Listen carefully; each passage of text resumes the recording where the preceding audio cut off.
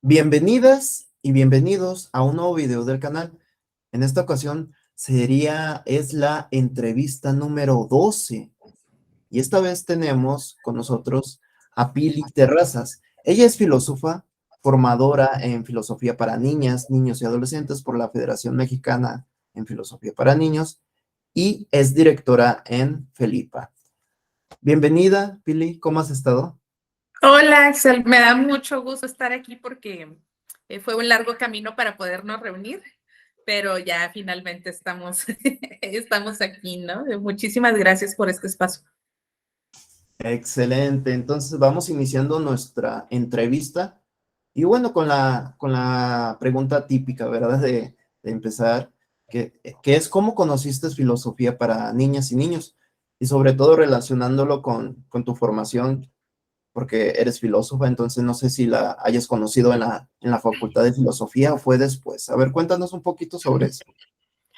Pues yo creo que la historia se repite. He estado viendo algunas de tus entrevistas y pues muchas de las personas no conocimos la metodología de filosofía para la niñez en la facultad, sino que nos llegó de alguna otra manera. Curiosamente, en mi vida llegó, yo estaba estudiando la licenciatura en filosofía y en ese entonces comenzaban los concursos infantiles de canto en la televisión, los reality shows. Y me acuerdo que me llamaba la atención pensar si este era un ejercicio de diversión para las niñas y los niños, si era un ejercicio de explotación, si era un ejercicio de presión, porque yo veía que las chicas y los chicos pues luchaban, ¿no? Semana con semana en estar ahí. Y bueno, esa fue así como mi primer pregunta que tuve con respecto a hacer filosofía y algo relacionado con las niñas y con los niños. Posteriormente en la escuela tuvimos un encuentro de filosofía, pues como los hay en muchas universidades, y platicando con algunas personas que venían de otros estados, sobre todo del centro del país, yo les expresaba esta inquietud, ¿no? Que me interesaba como hacer algunos trabajos relacionados. Y me comentaron, por qué no ves algo de filosofía para niñas y niños? Algo debe de haber. Y bueno, así como a muchos, ¿no? Me sonó así como que, ¿cómo filosofía con las infancias?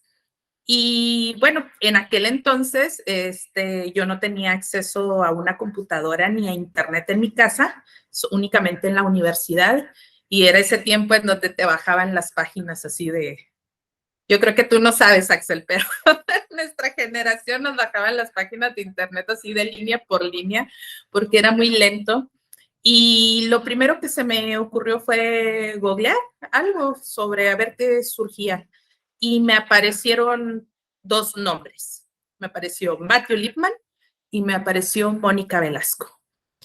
Entonces, como yo no sabía inglés y no sabía nada sobre Matthew Lipman, no sabía si vivía, si moría, si en dónde residía, nada absolutamente, yo dije, bueno, este nombre de Mónica Velasco me suena más cercano, más con alguien que yo me puedo comunicar. Y le escribí un correo electrónico y le dije, me interesa saber qué es lo que hace.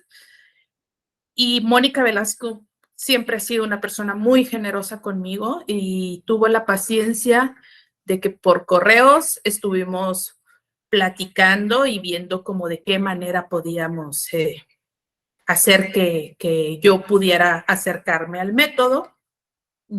Para mí era muy complicado moverme a la ciudad de Guadalajara a estudiar y pues bueno, todo fue así, ¿no? Como por correo, ese acercamiento. Y posteriormente la misma Mónica me da la noticia de que alguien aquí en Chihuahua la iba a traer a dar el primer módulo del diplomado. Yo me acuerdo que en aquel entonces yo tenía un terreno, había comprado un terreno y lo vendí para comprar, para poder pagar mi primer módulo. porque pues era algo que no estaba económicamente a mi alcance, ¿no? Y cursé el primer módulo y me encantó, o sea, ya para ese entonces yo ya estaba egresada de la facultad y yo dije, esto es lo que yo estaba buscando, que complementara todo lo que había aprendido en la escuela, porque sí, en la escuela nos enseñan muchos contenidos, nos enseñan toda la historia del pensamiento, te enseñan a cómo tú ir armando tu razonamiento, pero muy difícilmente nos enseñan cómo ponerlo en práctica allá afuera, en el mundo real, ¿no? Y entonces FPN viene a ser como la respuesta que yo estaba buscando a cómo trasladarlo a mis actividades diarias. Y yo pensé, si lo podemos transmitir, si podemos compartirlo desde la infancia, pues qué envidia, ¿no? O sea, ya hubiera querido yo haber podido ser partícipe de esta actividad desde pequeña. Y pues bueno, así, toda esa historia llegó para que yo cursara únicamente el primer módulo. Después ya no se abrió el primer módulo y pues me quedé con mi diplomado trunco. Y pues mucho tiempo después, ya que yo estaba en el mundo laboral, pues tuve la oportunidad económica de poderme costear, irme todo un mes a Guadalajara, estar mi estancia, pagar mi módulo de diplomado y cursé el segundo módulo. Y luego dejé pasar otro gran tiempo para poder cursar el tercer módulo y terminar mi diplomado. Sin embargo, déjame decirte que a pesar de que mi diplomado fue como muy largo en poderlo terminar, siempre estuve activa. Y te digo, siempre fue Mónica la que me estaba coachando, ¿no? De que sé más enfática con las preguntas, en esta parte no estás siendo tan asertiva como en la cuestión de dar seguimiento a los comentarios que hacen las niñas y los niños, y siempre me estaba revisando los reportes de práctica. Entonces, cuando logré mi diplomado, pues me sentí muy feliz porque fue un camino muy largo, pero siempre he estado en la práctica. Ah, interesante. Y después de la formación en ese diplomado, ¿qué otras oportunidades tuviste con respecto a filosofía para niñas y niños? En cuestión de formación, ¿qué otros cursos, talleres, etcétera? Mira, la verdad es que acá en el norte, ha sido complejo. Ha sido complejo, mmm, por poner un término, vender la idea de que filosofía para niñas y niños es posible, ¿no? Y que tiene una utilidad. Entonces, si no era saliendo del estado, no había como mucha oportunidad de cursos. Entonces, siempre mi seguimiento de formación fue por medio de literatura, y te digo, esta relación con Mónica Velasco, ¿no? Incluso yo de repente tenía vueltas a Guadalajara, que si me iba a un concierto o que si me iba de vacaciones, y tomaba la oportunidad de estar unos días con Mónica. Te digo, ella siempre ha sido siempre muy generosa con su tiempo y con sus conocimientos. E incluso ella me invitaba a los trabajos que tenía ella en algunos colegios, yo levantaba reportes de sesión, levantaba notas sobre qué era lo que yo necesitaba fortalecer en mi práctica, y continuaba, ¿no? Siempre fue esto. Pero también déjame comentarte que en aquel entonces yo pertenecía, aquí en Chihuahua había una asociación de filósofos. Éramos un círculo, se llamaba Círculo de Investigaciones Filosóficas y Jurídicas, y en aquel entonces este círculo tenía un área que era dedicada a juventudes. Entonces, posteriormente, el círculo se me invita a ser partícipe para ampliarlo al área de infancias. Y pues bueno, ahí ya teníamos algunos eventos, pues como chocolates filosóficos, hacíamos, por ejemplo, un concurso de ensayo con chicos de preparatoria, y bueno, entre los premios que les dábamos una beca para poder participar en comunidades de diálogo. y teníamos resultados súper, súper interesantes porque ya teníamos como chicas y chicos muy filtrados que estaban interesados en aprender filosofía, ¿no? En aprender a hacer filosofía. Y, por ejemplo, usábamos materiales como Marc, que no es tan utilizado, ¿no? Y luego, aparte, Marc nos venía muy bien a nosotras porque el contexto aquí por lo menos en Chihuahua, es un contexto de frontera. O sea, nosotras, en cierta forma, sí estamos muy familiarizados con algunas cosas de la idiosincrasia americana. Entonces, todo lo que relata en Marc, de cómo estaba estructurada su escuela, cómo estaban los problemas que tenían, pues sí estaban como un poco más de acuerdo a lo que pasaban las chicas y los chicos. A veces, pues en las adaptaciones se tienen que hacer otros tipos de contexto, ¿no? En este caso, Marc nos venía a nosotras muy bien. Y bueno, continuando con esta línea del tiempo en tu trayectoria profesional, mm, después vino, o bueno, ya tú me aclaras, ¿verdad? Si hubo algo entre y que, que no haya de alguna forma mencionado o que no te haya dicho la pregunta adecuada para mencionarla, pero ya después viene la creación de Felipa, bueno, por una parte, y también lo de tu aval de formadora en docentes por la Federación Mexicana. ¿Nos podrías contar sobre eso? ¿Cuáles son los objetivos? ¿Por qué hubo esa necesidad? Y también, ¿qué significa Felipa? Claro, mira, cuando yo termino mi diplomado, a mí Mónica me dice, te tienes que formar como maestra formadora. Entonces yo así pues, Mónica le decía, pues es que apenas he logrado terminar el diplomado y tú ya me estás queriendo meter en otro problema, ¿no? O sea, yo hasta cierta forma pensaba, bueno, pues sí me gustaría ser maestra formadora, pero yo por lo pronto o lo que yo he venido desarrollando hasta ahorita, únicamente me interesa tener mi diplomado porque yo estaba muy relacionada con las aulas, estaba muy relacionada con el trabajo directamente con las chicas y con los chicos. Sinceramente, a mí nunca me ha interesado esta parte de filosofía para niños de estar formando más gente. O sea, a mí me gusta estar en campo, a mí me gusta estar en el aula, me gusta estar en el círculo, me gusta estar haciendo preguntas, me gusta estar escuchando ideas. Entonces, no era algo que yo buscara. Y, y bueno, te digo, en este círculo de filósofos que en el que yo estaba, es donde yo conozco a Edeni Rodríguez, que es ahorita la presidenta de Felipa. Y bueno, hicimos varios proyectos juntas relacionados a infancia y adolescencia, sobre todo porque siempre nos ha unido eh, este compromiso de estar promoviendo la perspectiva de infancia, ¿no? O sea, para nosotros es bien importante que el trabajo con las chicas y con los chicos sí sea dentro de la metodología de Matthew Lipman, pero que siempre estemos apegadas a derechos humanos y a derechos de infancia, ¿no?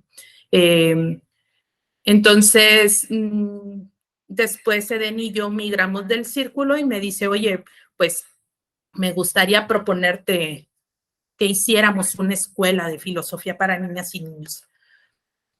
A mí se me hacía un mundo, se me hacía un mundo como lo primero que te se viene a la mente es tengo que invertir, tengo que, no sé, siempre había trabajado yo sola, todos los cursos que yo vendía, todas las comunidades de diálogo, yo las hacía solita, no necesitaba avisarle absolutamente a nadie, simplemente iba y vendía mis comunidades de diálogo y yo trabajaba cuando yo quería y siempre de una manera muy independiente.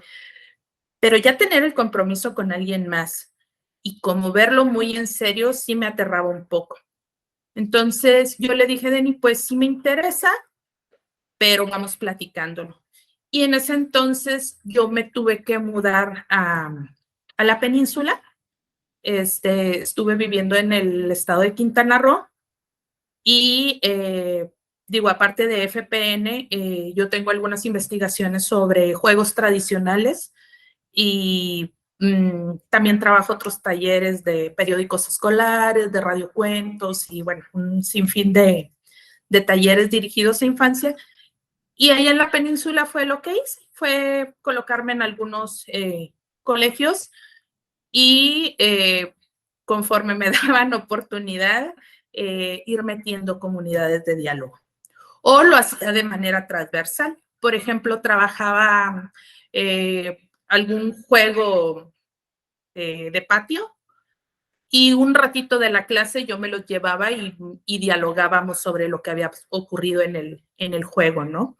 Entonces, de ahí también viene, bueno, tú tuviste la oportunidad de ver en el Congreso de León esta idea, ¿no? De combinar los juegos mexicanos con la reflexión filosófica, ¿no?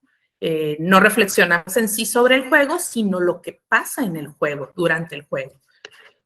Y así muchas cosas. El periódico escolar también trataba de meter investigación y que los chicos se hicieran preguntas y trataba de una u otra manera meter filosofía para niños. Y bueno, se viene la pandemia y me regreso a Chihuahua a casa y me busqué Denny Rodríguez de nuevo y me dice, oye, pues ya estás aquí y me dijiste que sí querías una escuela de filosofía para niños y pues aquí estoy, ¿no? A ver qué vamos a hacer.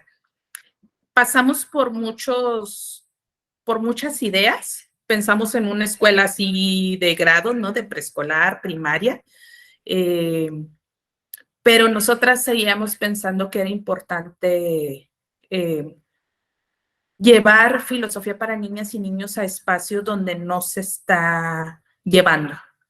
En la mayor parte del país se imparte filosofía para niñas y niños en colegios privados, pero no se está haciendo lo mismo con la educación pública o no se está haciendo lo mismo con las chicas y los chicos que no tienen acceso a la escuela. Aquí en Chihuahua tenemos problemas fuertes de migración. Entonces, pues nuestra vena activista y humanista nos llevó a crear Felipa. Y Felipa pues significa filosofía, educación, libertad y paz. O sea, sí tiene un significado. Nos quedó muy lindo el nombre, pero sí tiene un significado. Y decidimos constituirnos como una asociación civil. Y pues bueno, nos dimos cuenta también dentro de nuestra planeación que yo no podía llevar las comunidades de diálogo que requería una asociación civil. Este momento fue algo difícil para mí porque, como te había comentado, yo siempre trabajé sola. Entonces, fue que decidimos empezar a hacer una convocatoria para que personas interesadas en trabajar con infancias desde esta perspectiva se integraran al equipo de Felipa.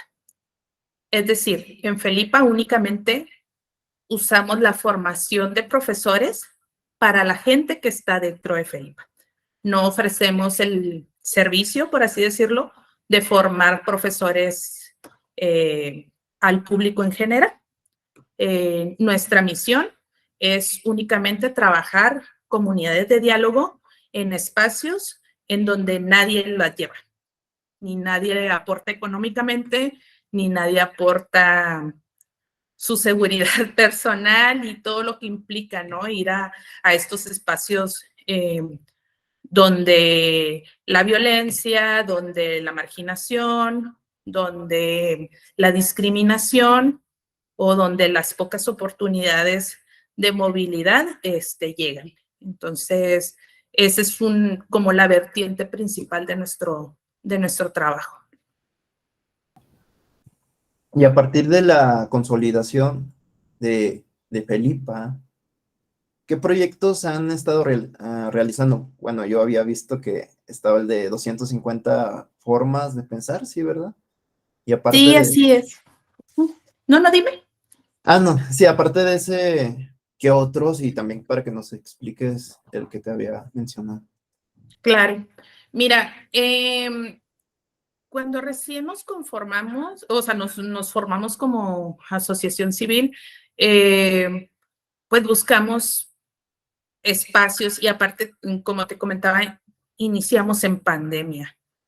O sea, era difícil todo, hacer trámites legales, buscar quien estuviera interesados en comunidades de diálogo, porque pues las chicas y los chicos estaban hasta aquí de las clases virtuales, ¿no? O sea, lo que menos querían era, sí querían usar las computadoras, pero no las querían usar para una clase.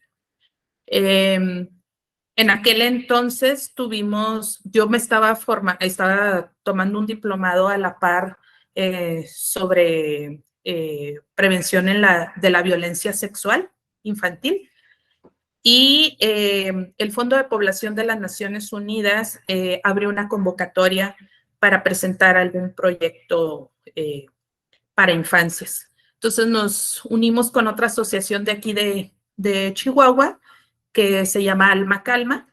Y bueno, hicimos un como programa en donde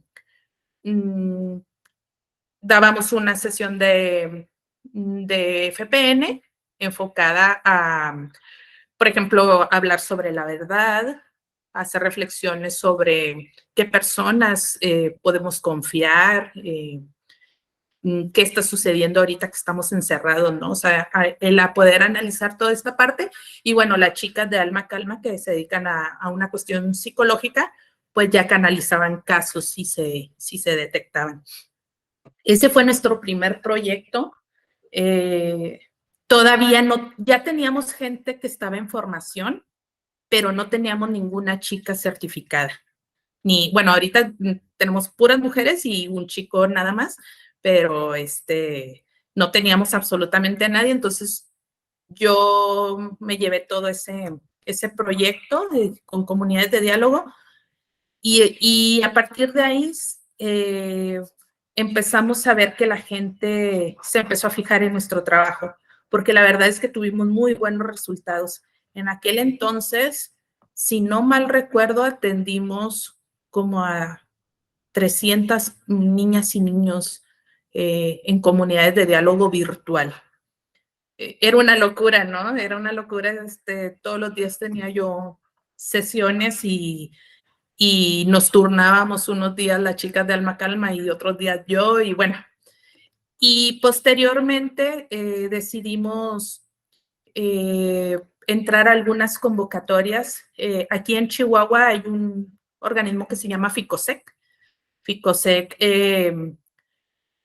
financia algunos proyectos que se les plantean y como ya teníamos gente certificada para ese entonces, decidimos abrir uno de los proyectos en Ciudad Cuauhtémoc, que fue el primero de 250 formas de pensar y ser para la paz. Justamente ese proyecto acaba de terminar, bueno, de cerrar en noviembre. Y ahí atendimos alrededor de unas 325 chicas y chicos desde los 4 años hasta los 17. Todo el espectro, ¿no? Trabajamos en zonas de alta marginación. Aquí se les llama polígonos de atención prioritaria y tuvimos resultados excelentes. Ya posteriormente te voy a compartir el video oficial de término de esta actividad.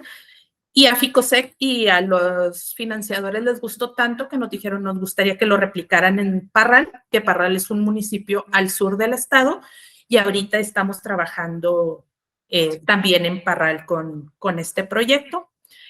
También, bueno, lo que te quería comentar es que estas personas que hemos estado formando nos cubren 10 municipios del estado de Chihuahua, que son personas que han nacido ahí o que ya tienen mucho tiempo viviendo ahí y conocen perfectamente los contextos de sus ciudades o de los poblados, porque también tenemos personas en lugares pequeños, pues para poder adecuar los materiales a los entornos que estamos ocupando, ¿no? Entonces, sí traemos ahorita muchos proyectos en puerta, pero te digo, todo tiene que ver en estos espacios. Muy bien. Inclusive uno de los proyectos que me habías comentado es esa creación, ¿verdad? De materiales contextualizados. ¿Por qué esa Sí, así es. necesidad? Sí, mira, bueno, de hecho, esta adecuación de materiales yo la vi desde que yo trabajaba sola. Yo lo que empecé a hacer era adecuar los materiales de Lippmann. Por ejemplo, Hospital de Muñecos. Hubo un tiempo que yo trabajé con eh, hay un grupo de universitarios indígenas, entonces en algunas ocasiones me contrataron para tener comunidades de diálogo con ellas y ellos. Entonces, me acuerdo que una vez llevé Hospital de Muñecos con ese grupo y me dice uno de los chicos, me dice, ¿qué es una guardería? Y entonces, pues yo desde mi perspectiva de una persona que siempre ha vivido en ciudad, que aunque no fui a una guardería, tengo gente conocida que ha hecho uso de ese servicio, pues nunca me pasó por aquí tener esa perspectiva, ¿no? De que las personas en las comunidades más pequeñas dejan a sus hermanos o a los hijos al cuidado de otros hermanos o de otros hijos. Entonces yo pensé, el material no me va a servir de esta manera. Entonces empecé a hacer una adecuación de hospital de muñecos para poderlo trabajar así. De hecho, en, la muñeca que aparece en la novela era una muñeca hecha de un olote, ¿no? Y describía yo cómo se la había fabricado la mamá, de con qué le habían puesto los ojitos y de hecho cuando se destruye la muñeca, pues es un olote nuevo, ¿no? Entonces, desde ahí yo me di cuenta que era necesario hacer algunas adaptaciones para ciertos espacios en donde quería trabajar. Cuando se hace Felipa, cuando empezamos a planearlo, eh, yo veo algunas necesidades personales que a mí me interesaba que incluyera nuestra asociación. Y una de ellas era el generar materiales, pero que fueran materiales que tuvieran esta visión que siempre tuvo Lippmann y Sharp, ¿no? Que tuvieron Lippmann y Sharp, que fueran materiales que tuvieran una exploración filosófica amplia eh, y que abordara temáticas y que fuera con personajes como muy propios de la región. Hasta ahorita tenemos algunos materiales que no son públicos, son únicamente para uso de Felipa, que están adaptados para la cultura rarámuri y se pretende también hacer algunos materiales para la nación Ende, que es la nación Apache, que eh, está asentada entre Sonora, Chihuahua y Coahuila, y bueno, y el sur de Estados Unidos. Sin embargo, estos materiales pues son difíciles de elaborar porque pues tienes que conocer mucho la cosmogonía, ser muy cuidadoso de las costumbres y no ir a irrumpir, ¿no? Entonces, sí se requiere un trabajo no solamente creativo o de conocimiento de la filosofía, o del material de FPN, sino también una asesoría de las personas que son de este origen, ¿no? Entonces, pero también otro de los materiales, justamente, por ejemplo, nosotras para poder acreditar el diplomado como parte de los requerimientos que tiene Felipe en sí, es empezar a generar materiales y las chicas empiezan a hacerlo de acuerdo a los contextos que viven en cada una de sus regiones. Entonces, sí generamos materiales que todavía están a revisión y que se van poniendo un poco a prueba, y que también tienen su manual, así como lo hizo Matthew Lipman, donde se sugieren preguntas, se hace un poco un análisis de la situación, se sugieren ejercicios y, y pues les sirve no solamente a la facilitadora que lo generó, sino también al resto del equipo. No, fabuloso lo que nos comentas, esos proyectos, experiencias que a lo largo del tiempo se han ido desarrollando. Y vamos a la siguiente pregunta.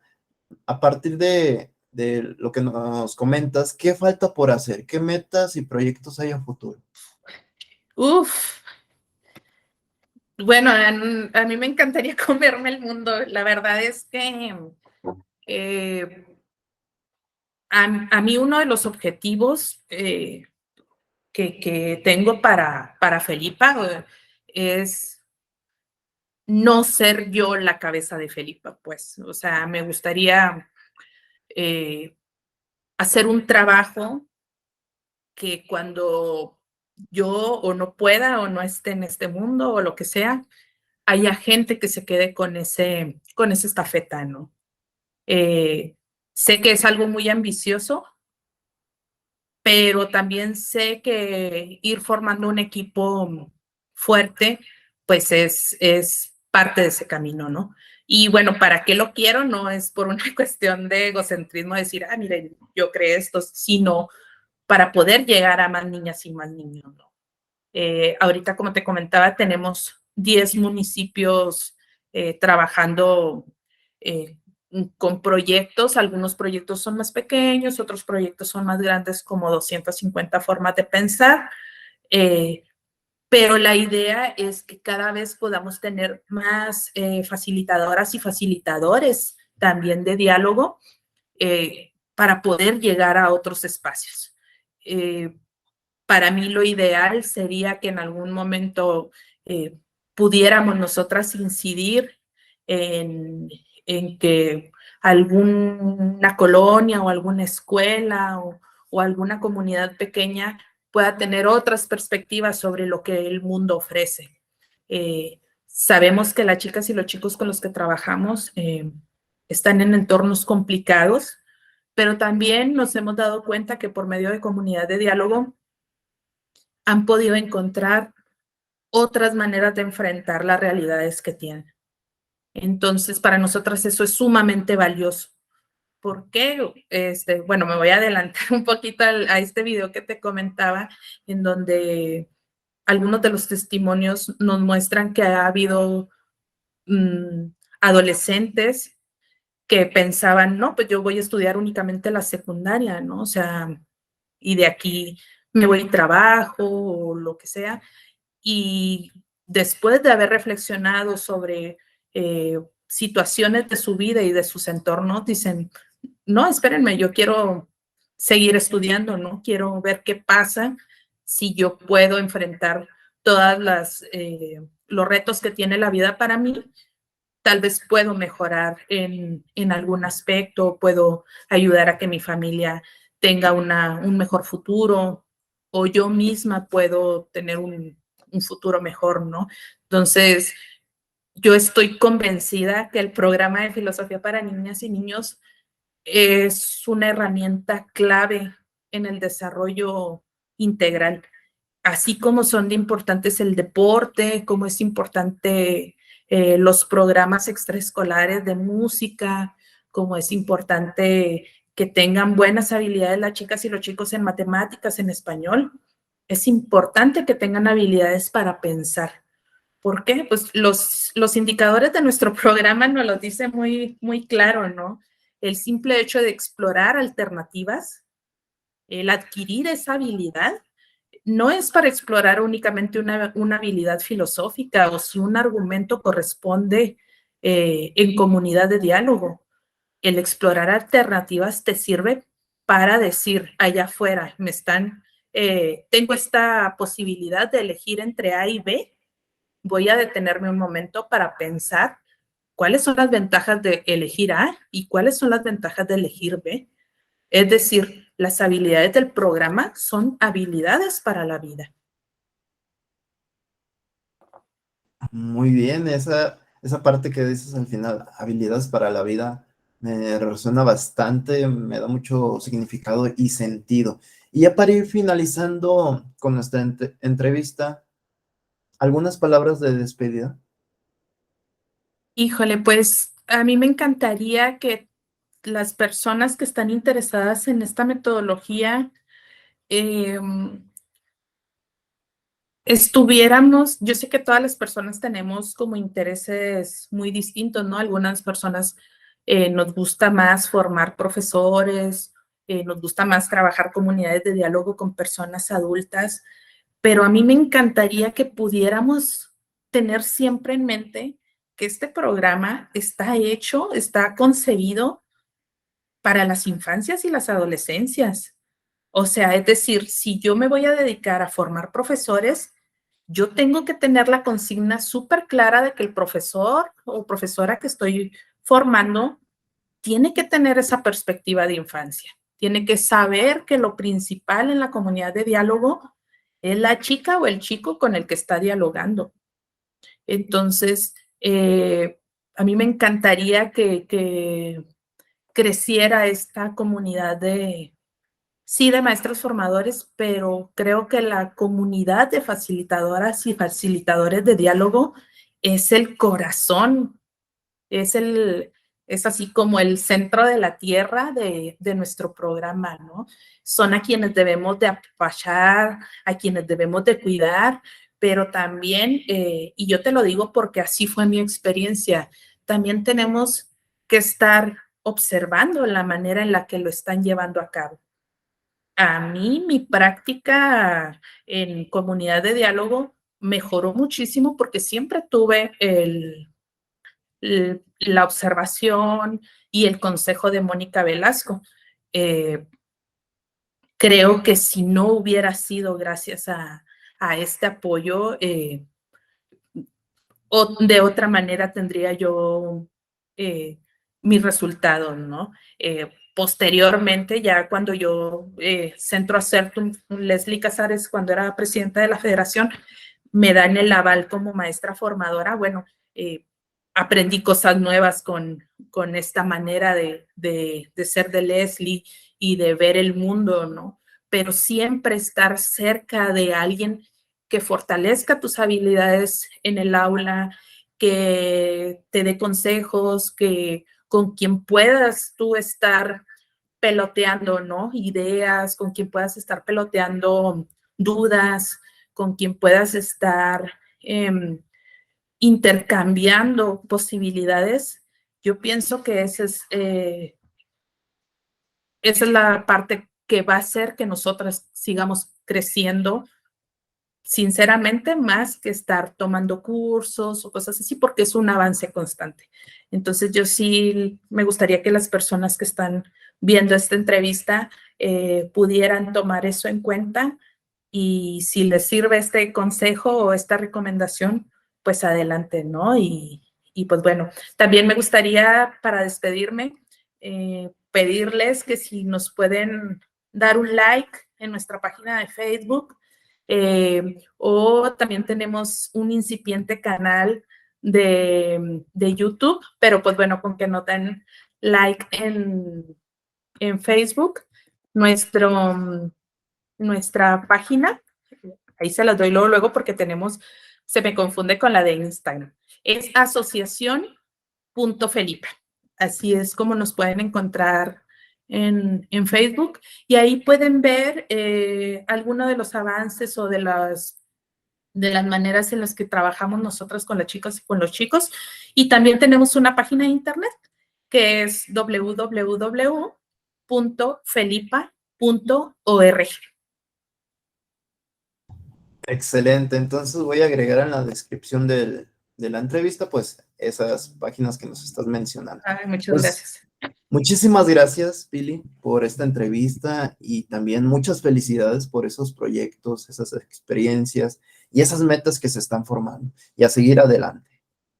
Muchas gracias, Axel. Y la verdad es que, bueno, te lo decía antes de iniciar la grabación. Al contrario, yo te agradezco mucho este espacio porque creo que que visibilizar los trabajos que venimos haciendo todas las personas nos ayudan a entender un poquito mejor cómo se realiza filosofía para la niñez, ¿no? En otros espacios o en otros contextos, como lo hace Felipa, y creo que tu canal pues nos ayuda bastante a poder tener ese acercamiento. Si bien todavía me cuesta trabajo trabajar en equipo, veo la valía de trabajar juntos, ¿no? Y juntas. Gracias, Axel. Bueno, gracias, gracias. Entonces, seguimos en contacto.